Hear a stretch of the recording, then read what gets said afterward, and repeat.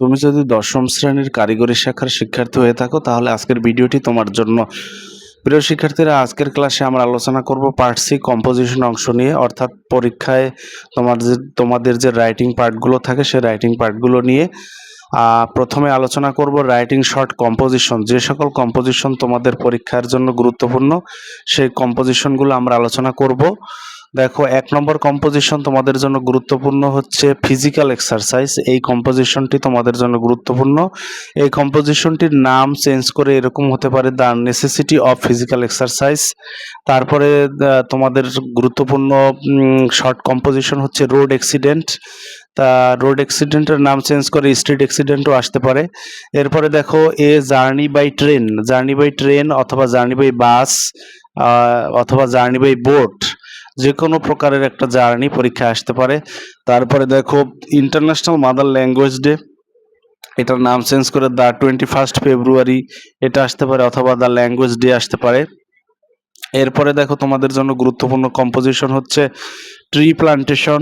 তারপরে দেখো, গুরুত্বপূর্ণ কম্পোজিশন হচ্ছে নিউজ পেপারের নাম চেঞ্জ করে ইম্পর্টেন্স অফ নিউজ পেপার, এরকমও পরীক্ষা আসতে পারে। তারপরে দেখো, আওয়ার স্কুল অথবা আসতে পারে the school I read in, এরকম কম্পোজিশন আসতে পারে। তারপরে তোমাদের জন্য গুরুত্বপূর্ণ কম্পোজিশন হচ্ছে the importance of agriculture in Bangladesh অথবা এগ্রিকালচার অফ বাংলাদেশ, এরকম আসতে পারে। তারপরে দেখো, তোমাদের জন্য গুরুত্বপূর্ণ শর্ট কোশ্চেন হচ্ছে ওয়ান্ডার্স অফ মডার্ন সায়েন্স, এরকম আসতে পারে, অথবা পরীক্ষা চেঞ্জ করে science in our everyday life, এরকম আসতে পারে, অথবা science in our daily life, এরকম আসতে পারে। তারপরে তোমাদের জন্য অত্যন্ত গুরুত্বপূর্ণ একটা কম্পোজিশন হচ্ছে টেকনিক্যাল এডুকেশন, অথবা এটার নাম চেঞ্জ করে এরকমও আসতে পারে ভোকেশনাল এডুকেশন, অথবা এটার নাম চেঞ্জ করে আসতে পারে ফিউচার অফ টেকনিক্যাল এডুকেশন। অর্থাৎ এই টেকনিক্যাল এডুকেশন, ভোকেশনাল এডুকেশন অথবা ফিউচার অফ টেকনিক্যাল এডুকেশন, এই কম্পোজিশনটি তোমাদের যারা 2027 সালে এসএসসি পরীক্ষার্থী আছো তোমাদের জন্য অত্যন্ত গুরুত্বপূর্ণ একটি কম্পোজিশন। আশা করি সবাই বুঝতে পেরেছো যে টেকনিক্যাল এডুকেশন বা ভোকেশনাল এডুকেশন বা ফিউচার অফ টেকনিক্যাল এডুকেশন এটা তোমাদের পরীক্ষার জন্য খুবই গুরুত্বপূর্ণ একটি কম্পোজিশন। তারপরে দেখো, তোমাদের জন্য গুরুত্বপূর্ণ কম্পোজিশন হচ্ছে মাই এইম ইন লাইফ। এখানে এইম ইন লাইফও আসতে পারে, অথবা মাই এইম ইন লাইফ, এরকম কম্পোজিশন প্রায় পরীক্ষা আসে। তারপর হচ্ছে ডিউটিস অফ স্টুডেন্টস তোমাদের জন্য গুরুত্বপূর্ণ একটি কম্পোজিশন। তারপরে দেখো, তোমাদের জন্য গুরুত্বপূর্ণ কম্পোজিশন হচ্ছে কম্পিউটার, অথবা পরীক্ষা এরকম আসে uses of computer in day to day life, এরকমভাবেও এই কম্পিউটার শর্ট কম্পোজিশনটি পরীক্ষায় এরকম নাম চেঞ্জ করেও আসে। কীরকম আসে? Uses of computer in day to day life. Okay, আশা করি বুঝতে পেরেছ। তারপরে দেখো, তোমাদের জন্য গুরুত্বপূর্ণ কম্পোজিশন হচ্ছে এ জার্নি বাই বাস। আগেই বলেছি, জার্নি বাই বাস বা জার্নি বাই ট্রেন অথবা জার্নি বাই বোট, যে কোনো প্রকারের জার্নি তোমাদের পরীক্ষার জন্য গুরুত্বপূর্ণ। তারপরে দেখো, ফার্স্ট ডে অ্যাট স্কুল, এখানে আসতে পারে my first day at school, এরকমও পরীক্ষা আসে। তো এই যেগুলোর কথা বললাম, এখানে অসংখ্য কম্পোজিশন দেওয়া আছে, সবগুলো তোমাদের পড়তে হবে না। তবে যে সকল কম্পোজিশনের কথা তোমাদেরকে বললাম, এই কম্পোজিশনগুলো তোমাদের পরীক্ষার জন্য অত্যন্ত গুরুত্বপূর্ণ। আশা করি সবাই বুঝতে পেরেছো। এরপরে দেখো, তোমাদের জন্য গুরুত্বপূর্ণ কম্পোজিশন হচ্ছে এখানে আসতে পারে যে life in a village life, অথবা আসতে পারে অর ভিলেজ লাইফ। তারপরে দেখো, সিজনস অফ বাংলাদেশ, তারপরে আসতে পারে এই ভিলেজ মার্কেট, এরকম ভিলেজ মার্কেট, এই কম্পোজিশনটাও তোমাদের জন্য অত্যন্ত গুরুত্বপূর্ণ। তারপরে আসতে পারে দেখো, আনএমপ্লয়মেন্ট প্রবলেম ইন বাংলাদেশ, এই কম্পোজিশনও তোমরা পরীক্ষার জন্য পড়তে পারো। তোমাদের জন্য অত্যন্ত গুরুত্বপূর্ণ একটি কম্পোজিশন হচ্ছে মাই ফেভারিট হবি বা ইওর হবি, এখানে এরকম কম্পোজিশনও প্রায় পরীক্ষা আসে। তারপরে দেখো,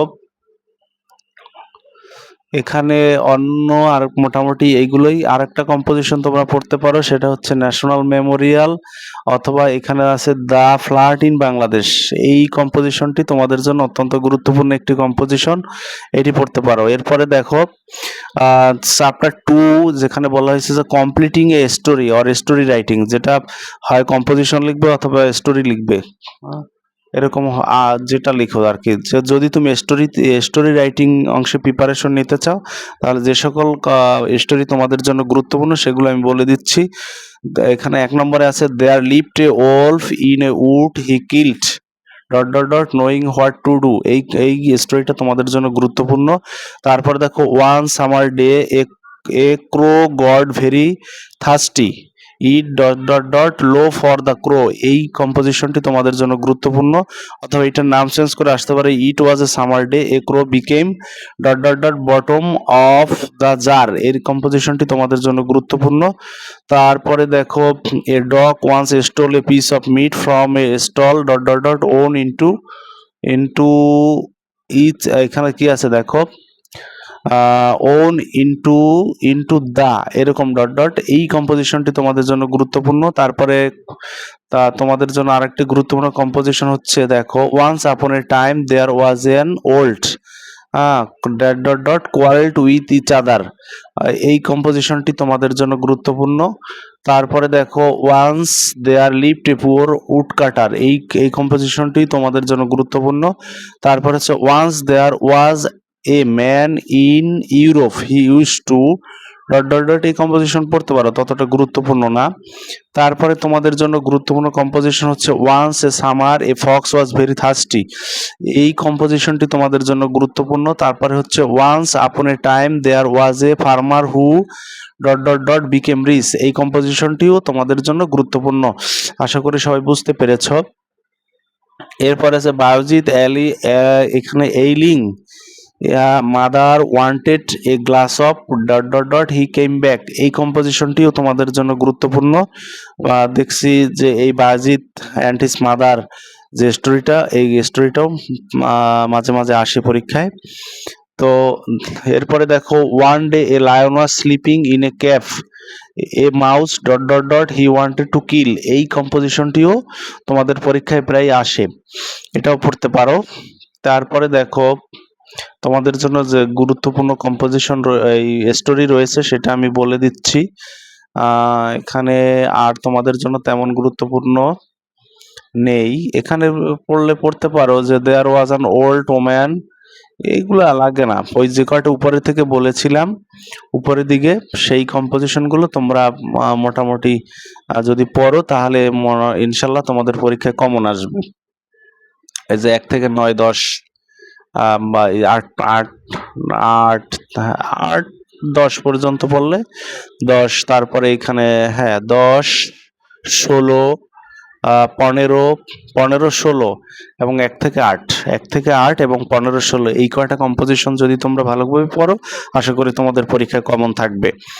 এরপরে দেখো, স্টোরির পরে চ্যাপ্টার 3 তোমাদের ডায়লগ আসে। সে ডায়লগ লেখার জন্য কি ডায়লগ তোমরা পড়বো, হয় ডায়লগ লিখবে অথবা গ্রাফ চার্ট লিখবে। ডায়লগ লিখলে ডায়লগের যে কোন ডায়লগ তোমাদের জন্য গুরুত্বপূর্ণ সেগুলো আমি বলে দিচ্ছি। দেখো, 1 নম্বরে আছে, write a dialogue between two friends about their preparation for the final examination. এই ডায়লগটি তোমাদের জন্য গুরুত্বপূর্ণ। এখানে দেখো, or write a dialogue between two friends on their preparation for the SSC vocational Dakhil examinations. এই ডায়লগটি তোমাদের জন্য অত্যন্ত গুরুত্বপূর্ণ একটি dialogue.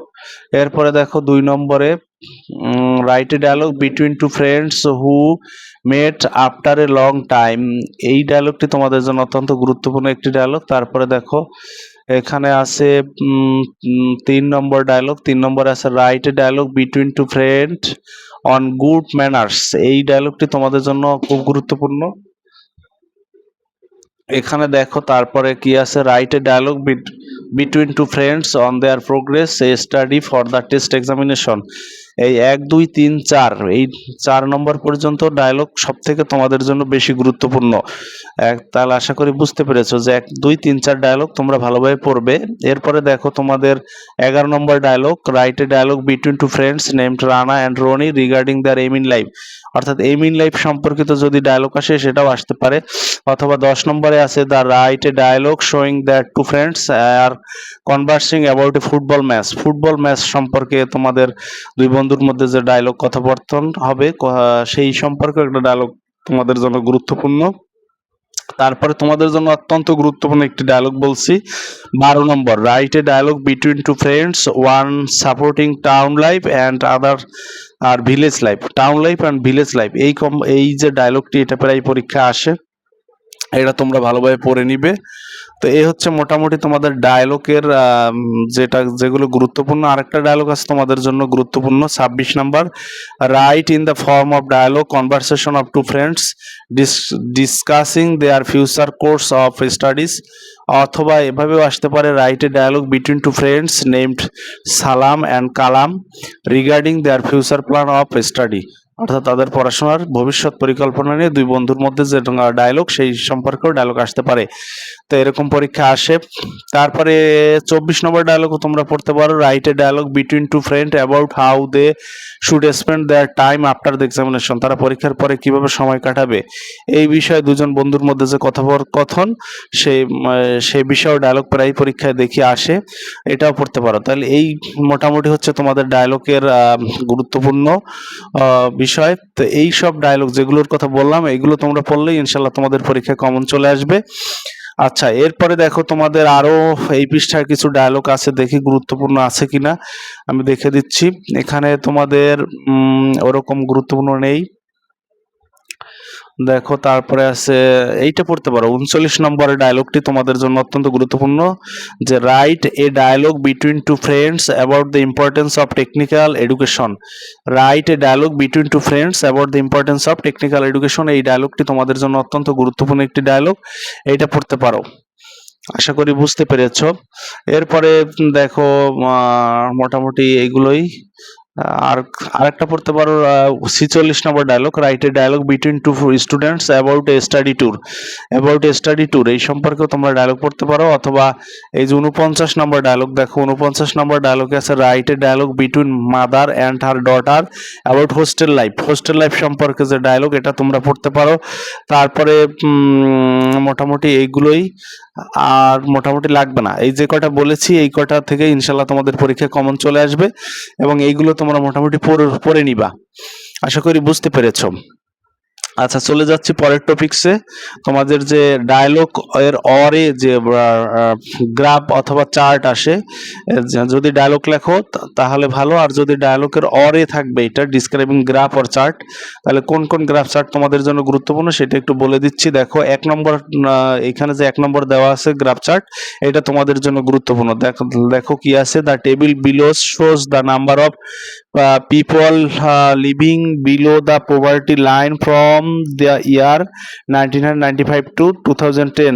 Now describe the table in about 150 words. এইটা হয়তো এখানে 1995 সালটা চেঞ্জ করে দিতে, 1995 সাল থেকে 2010 দেওয়া আছে, হয়তো পরীক্ষার সময় 2010 থেকে 2020 দিতে পারে, অথবা 2020 থেকে 2026 দিতে পারে, এটা চেঞ্জ করা থাকতে পারে।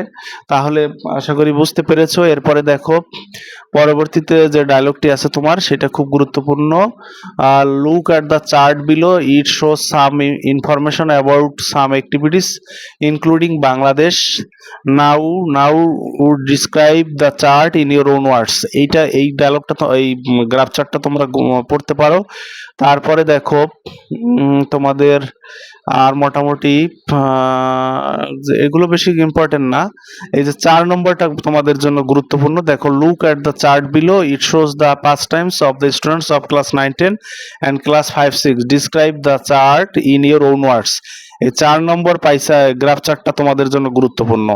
আচ্ছা, এরপরে কি আছে দেখো, এই তো মোটামুটি দুই একটা গ্রাফ চার্টের ধারণা নিলেই তোমরা যে কোনো গ্রাফ চার্ট পরীক্ষা আসলেই ওই অনুযায়ী লিখে দিয়ে আসলেই তোমরা মার্কস পাবে। তারপরে দেখো এখানে আর মোটামুটি কি আছে, আর এগুলো খুব বেশি ইম্পর্টেন্ট না, যেগুলো আছে এগুলো মোটামুটি তোমাদেরকে বলে দিয়েছি। এইটা পড়তে পারো, 9 নম্বর গ্রাফ চার্ট পড়তে পারো, write a paragraph on population density describing or analysing the information of following graph. এইটা তোমরা কি করতে পারো, লিখতে পারো। মানে পরীক্ষায় তোমরা এই যে গ্রাফ চার্টটা আছে এটা প্রস্তুতি নিতে পারো। আচ্ছা, এরপরে দেখো 11 নম্বর তোমাদের অতটা গুরুত্বপূর্ণ না। এখানে হয় 11 নম্বর পড়তে পারো, write a paragraph on population describing analysing information the following graph, এটা পড়তে পারো। তারপরে তোমাদের জন্য 13 নম্বর গ্রাফটা গুরুত্বপূর্ণ। এখানে look at the chart below, it is about the choice of profession by different educated people, now describe the chart in your own words, এটা তোমরা পড়তে পারো। এটা অন্যভাবে এটা চেঞ্জ করে পরীক্ষা আসতে পারে, কিভাবে আসতে পারে, look at the chart below, it is about the choice of profession by different educated people, now describe the chart in your own word, এইটা পরীক্ষা আসতেও পারে। এই গ্রাফ চার্টটা তোমাদের জন্য গুরুত্বপূর্ণ। আচ্ছা, এরপরে তোমাদের জন্য গুরুত্বপূর্ণ ততটা নেই, এই তো মোটামুটি। Describe the following graph. Describe the following. আচ্ছা, এই পর্যন্ত সবাই আশা করি বুঝতে পেরেছো। সবাইকে ধন্যবাদ। পরবর্তী ভিডিওতে আমরা অন্য কোনো টপিকস নিয়ে আলোচনা করব। সবাইকে ধন্যবাদ।